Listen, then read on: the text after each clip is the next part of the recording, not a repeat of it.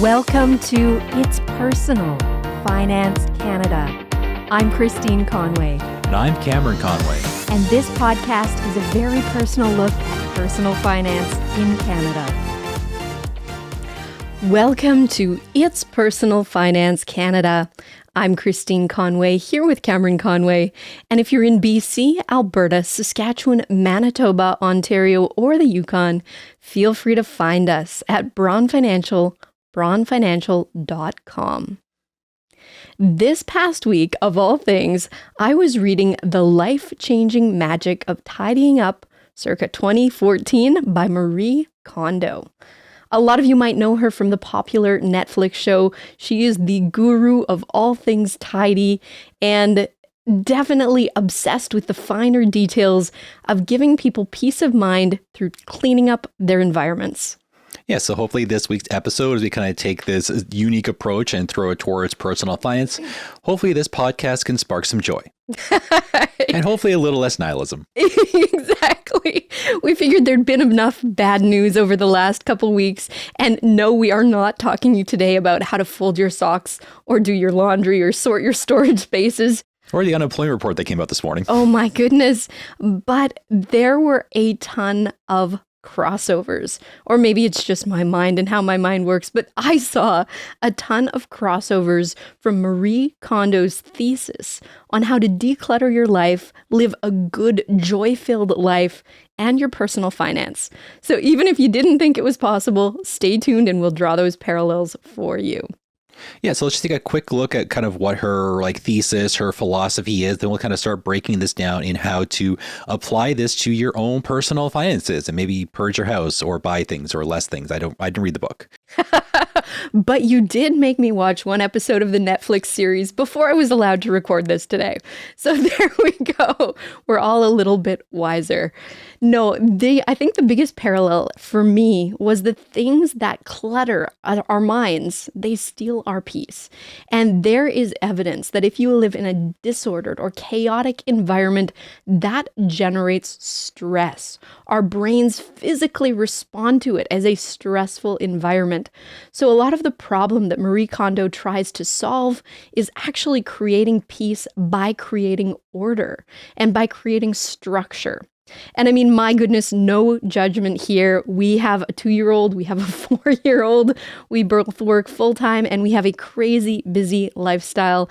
We are absolutely guilty of letting things go at home, especially when you want to kind of maximize your time with the kids. And at the end of the day, I mean, who's not tired? But I found myself picking up this book because Cam and I are very much looking for solutions in our own lives of how to create that peace. Yes, every single little piece of clutter is just like another little gremlin screaming for your attention. It is.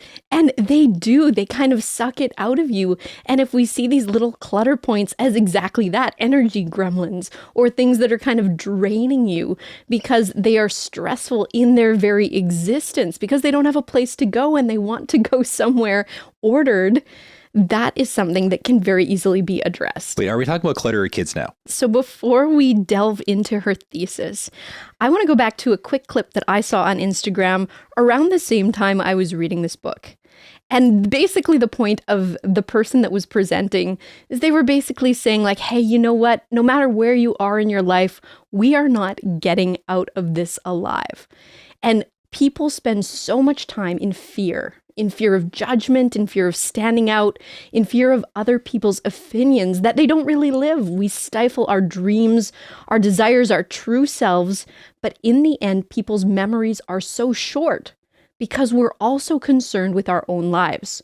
We're also involved in our own fears. We're also involved in our own insecurities and our own efforts to stay afloat. But the point was that life is made to be experienced. And I think this is an incredible parallel as we're talking about stuff today, because the experiences are what hold the value. If none of us are getting out of this alive, if we're not going to be remembered in the way that we hope to be, then it only makes sense to place high value on the experiences, helping others, teaching others, building community, and finding those things, as Marie says, that truly spark joy in our lives. Oh, that's good to hear. I was getting a little worried. I thought you were starting to drift towards the nihilism side of the spectrum. You kind of pulled it all back together at the end. But yeah, it's just getting some focus, it's getting some clarity, it's just thinking things through, which is something we talk about a lot on this show, because this is the thing that we find people miss the most when dealing with their finances, just thinking things through and getting organized and understanding what you're doing and why you are doing. This is just like another, I guess, metaphor or system to kind of run a lot of these exercises through. Well, that's exactly it. I mean, what does this have to do with cleaning or folding shirts? I mean, maybe nothing, but maybe everything if we look at this from a concept-based place. So if we are saying that things that no longer hold value to us, that don't spark joy, should be eliminated from our lives, maybe we would look at our lives a little bit differently. And if we start seeing our material possessions as a mean to an end, maybe we would value them differently and place the higher value on the things that will give us long-term lasting impact. So I like to think of everything as an investment. And if you think of a memory can hold value over time, and it actually appreciates in value as you age. And this can be even more true if the person in your memory is gone. So this, in my mind, is what makes an experience such a good investment. It meets that criteria of growing in value over time. It's not volatile like the stock market. It's not going to wear out like your clothes or like your car. It can shift and elevate your mood, even your entire day, just by taking that moment of gratitude, giving it some of your attention, and seeing that if everything material is going to rust and fade and pass, even as ourselves as people, then maybe the experience of these moments should take a higher priority and a higher weight in our lives. So I guess the moral of the story then is the only cure for entropy is joy and satisfaction then. But no, this kind of plays back into what we were talking about a couple of weeks ago, how people are struggling with the day to day and how to spend their money. And there's all this extra strain and stress going on right now. So I guess the hope is to try and take some of these lessons and to find the little glimmers of the good, or trying to refocus yourself to enjoy certain things better. Or we're just going to turn this whole conversation into Stoicism versus Epicureanism all of a sudden now. We're not. No, that's not where we're going at all today. I've got my degree. I can say fancy words once in a while. No, but we are going in the direction of decluttering our lives, decluttering our finances, decluttering this stuff that weighs us down and creates stress, creates this disorganization. And honestly, the stuff that we spend so much time stressing about or worrying about, like we saw in that survey from a couple weeks ago by FP Canada. And I want to pull back to some of her practical tips and what we can actually do, and also along that line, what we can't do. So this quote from the book kind of struck home for me as a planning professional, and I quote, "As an organizing fanatic and professional, I can tell you that no matter how hard I try to organize another person's space, no matter how perfect a storage solution I devise, I can never put someone else's house in order in the true sense of the term. Why? Because a person's awareness and perspective on his or her own lifestyle is far more important than any skill of sorting, storing, or whatever. Order is dependent on the extremely personal values of what a person wants to live with." Like I said, this struck a huge chord for me because it's so true of personal finance, and it's so true of the financial planning profession. I can help a client get organized. I can show them the way, but you are the only person that can do that heavy lifting for yourself. And if you find yourself in the position where you're paying someone to do it for you, you will have to keep returning to that professional over and over and over until you learn that skill yourself. Yeah, it's that old adage of you can lead a horse to water, but you can't force it to drink. Or you can throw a duck off a mountainside and can't force it to flap. You can kind of get people in the right general area, but they have to kind of take that initiative for themselves and actually start doing the thing. Well, that's right. And until people choose for themselves that they want a new outcome more than they want the convenience of their current lifestyle, they will not do the hard work to change. because budgeting and the sacrifices of temporarily living on less, the things that you have to do to get ahead for a lot of us, recreating your skill set, teaching yourself the skills to earn more, all of that has to come from a place of desire to have a better life than what you have today. There has to be an internal motivation that is driving you, and those come from your deep-seated values. They have to come from within before you can motivate yourself externally. So once again, we're back on the joy versus nihilism spectrum. Again, this was not my intention today. Okay, let's get a little bit more practical. From what I read of her stuff, that is exactly what is happening here. Hey, I just finished the book. It's still fresh in my mind. What can I say? No. Okay, let's look at it from discarding. So one of her biggest tips is discard first. So get rid of the stuff in your life that is no longer serving a purpose. I would say, this wasn't in the book, but I would say the very act of discarding creates a disincentive to buy more, right? I mean, that's natural. If you've just thrown something away and you feel like if I rebuy it, I'm wasting money or I'll reclutter my space, you might take a second before you do that. And if you really like this new space that you've created for yourself by decluttering, you might start to equate that space with peace, and you might decide, I just want to keep my peace. And the same thing, the same principle, it could apply to budgeting as well. We could remove the clutter from your budget. We can discard what you don't need, what doesn't spark joy, and what doesn't serve a direct purpose. So a clutter-free space will have you looking at materialism differently, and it'll be easier to impress your friends if they stop over unannounced. Yeah, for what I've seen with her, a big thing is about figuring out how you want to use your space and how that will bring the most enjoyment. So the argument is usually, oh, I can't enjoy this coffee table if I have like 400 things piled upon it in a very precarious way. And if a gentle breeze comes, it'll knock the whole thing over and fall over. And then I'll fall over. And then the dog will trip and laugh at me. And you got to find ways to kind of organize yourself to kind of bring that maximum or even minimum or partial amount of enjoyment out of what you've got around you. Like there's pointless to have a whole wall of bookcases like I have. I have nothing in them. So that's my little spot.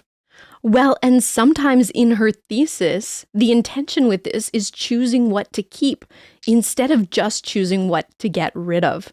And there's a very different mentality with that as well. You're trying to distill down the items that will enhance your enjoyment of the space and not just be there because, right? Because you've always had them, because it always looked that way.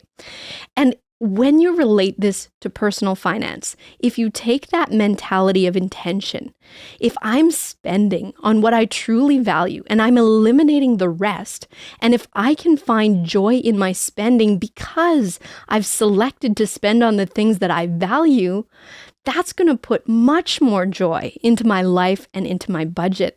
And I had heard someone else say recently that really we live our life one day at a time, right? The past, the future, those are things that exist in our memory or in our imagination, but really our experience of life has to happen today. The joy that we have, the good experiences that we have to happen today. And if you build a good day and you line up these good days, you've built a good life.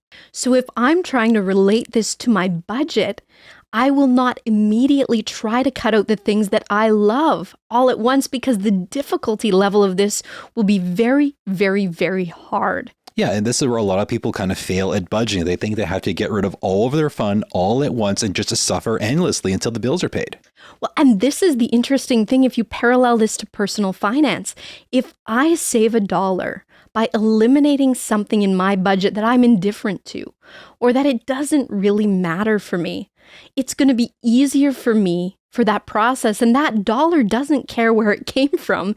It's still being saved. So why would I focus on eliminating the dollars that give me the most enjoyment of my life? And why not make my life easier by cutting the things that do not matter to me? You can relate this back to Marie Kondo's concept of doing the things that are sentimental last. And what she means by that are these are the things that evoke deep meaning or deep memories or some feeling about the future as well and your need for security in the future, which is something that she talks about in the book too.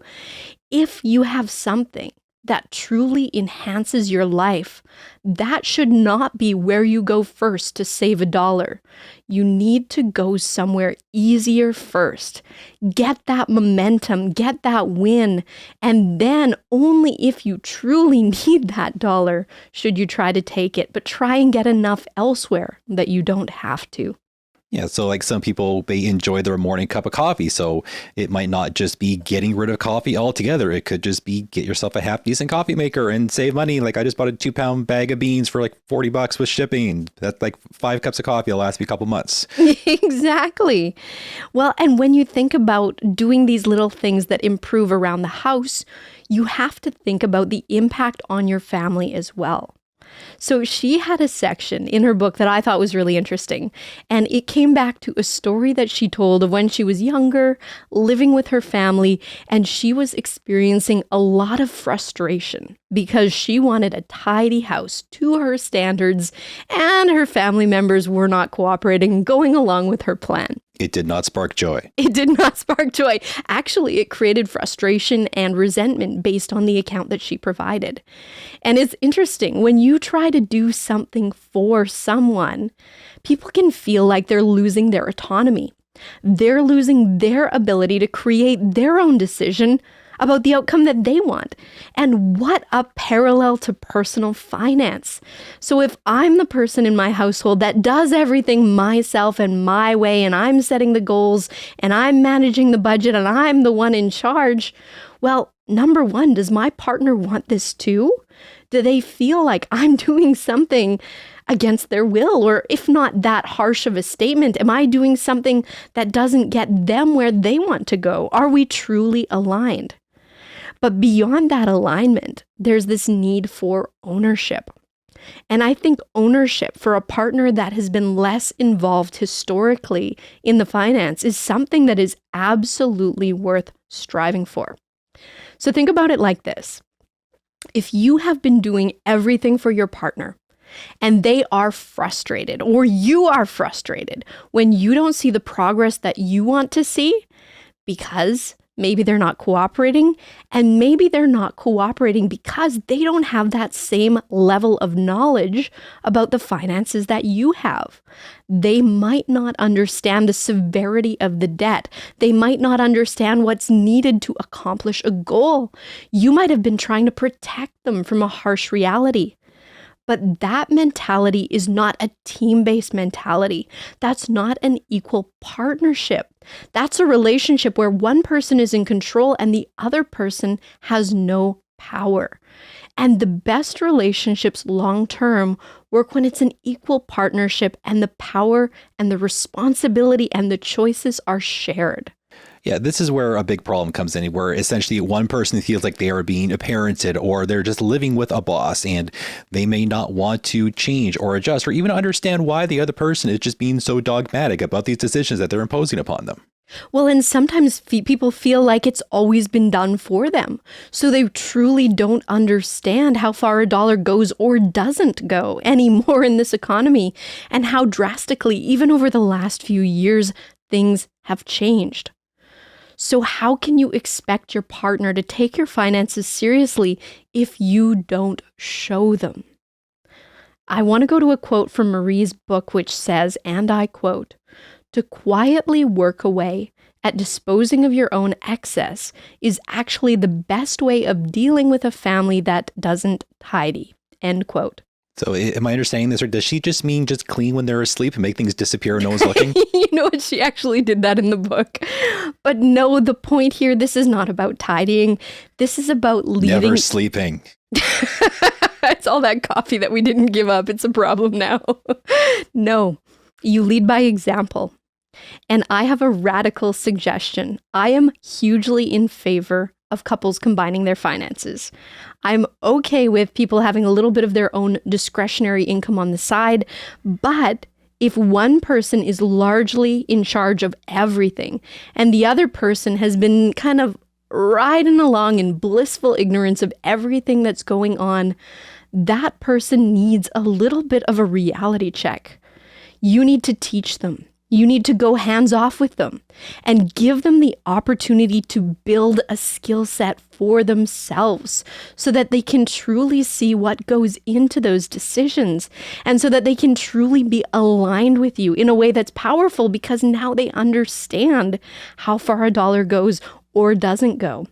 So sometimes in rare cases when we know that the bills can be covered and we know everything's going to be just fine and not affect the credit rating and all be hunky-dory, there's a recommendation there for the right couple to separate the finances so that one person has a chance to learn and one person begins to take accountability for their part in their partnership. And that's something that cannot be done without that person being willing to accept this role. So if they've said, I like the way it's been, you're in charge, I don't want to know, that will be more challenging. Yes, you can still navigate, but you might have to educate along the way of why you're doing what you're doing and try to get buy-in that way. And on shared goals, I'm always an advocate of each partner contributing proportionate to their income level and their ability towards that goal so that they have some real skin in the game. I guess all of this is to kind of say that you're not helping someone unless you're giving them the knowledge or giving them that ability to learn how to graduate on their own into their own ability to do what you can do already. Exactly. You teach a man to fish and he can fend for himself. Hit a man with the fish, he'll wonder why you did it. We're not hitting anyone with fish today or any day. That's not something that we would ever recommend you do. Is this why we don't go fishing? But no, evaluate your life from a financial perspective. This is trying to create that alignment with your partner that is so important in achieving joint goals. Yes, I guess we kind of come to the point of what would have been her Netflix show, and we get to The Purge. You know, the time where we start to actually get rid of all the stuff that she didn't like or you may have cluttered. This is the time where you've assessed, you've decided, you've assigned your little marker of how happy or sad or bad or any emotion these things assign to you. Then it's time to just lob it out the door into a bin.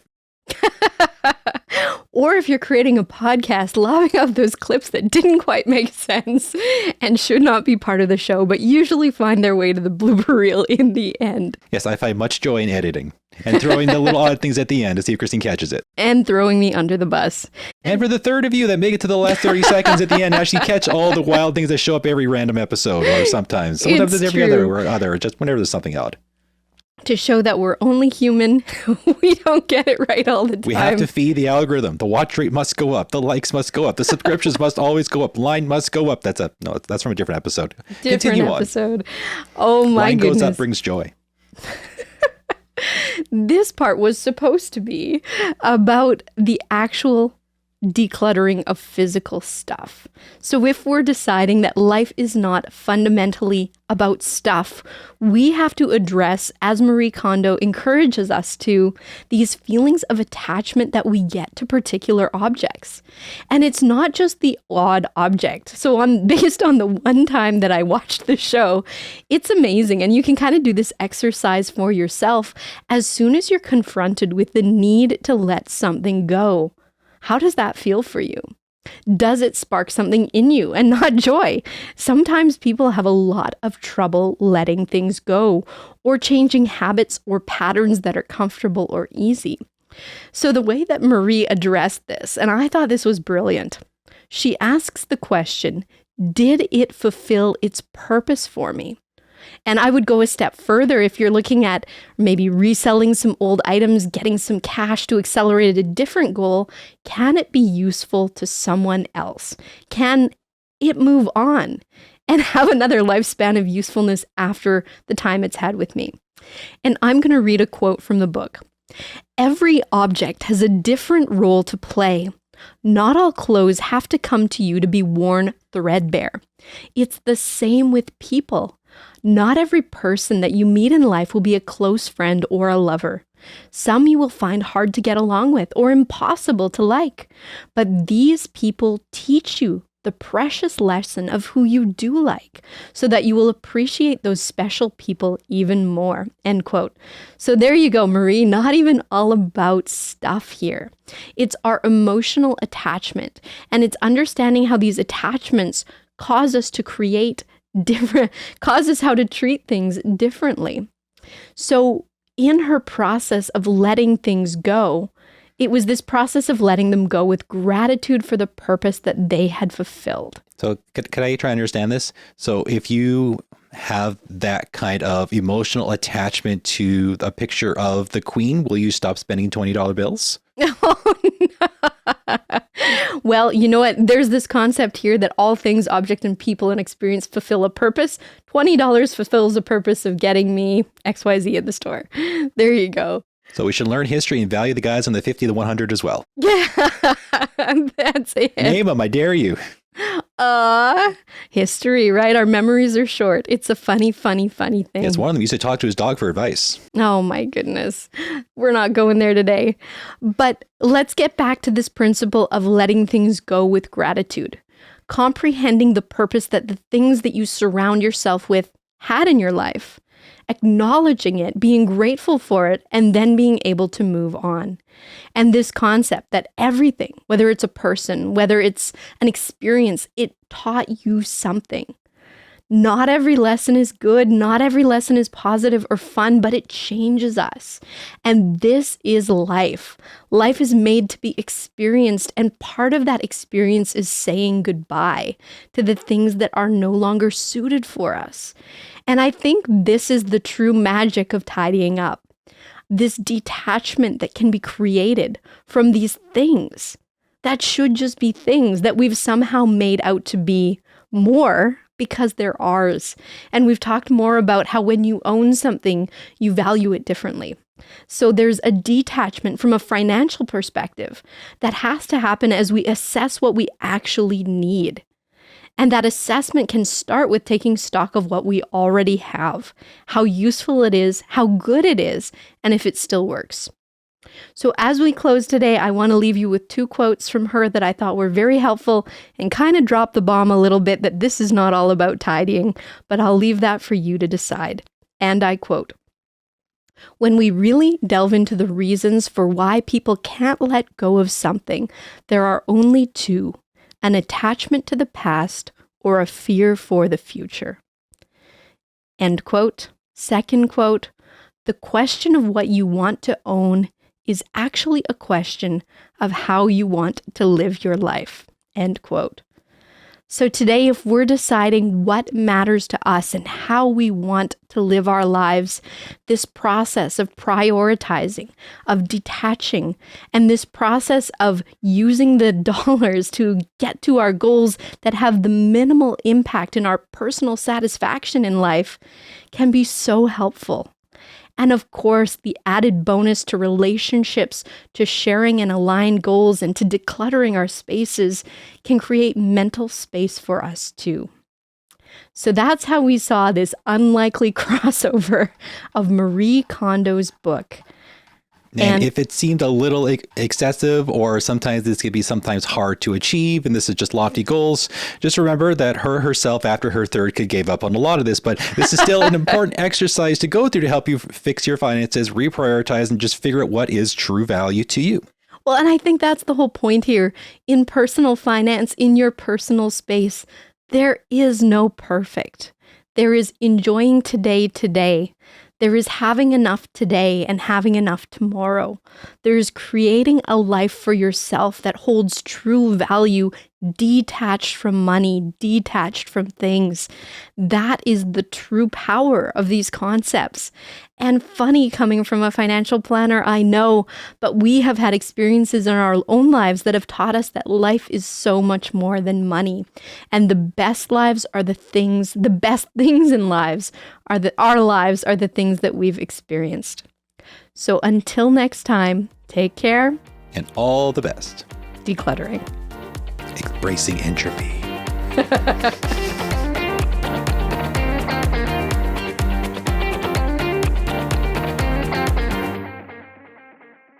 Well, Well, we all know. I mean, the kids can go anywhere they want, inside or outside of the house. That's even worse. Oh my God.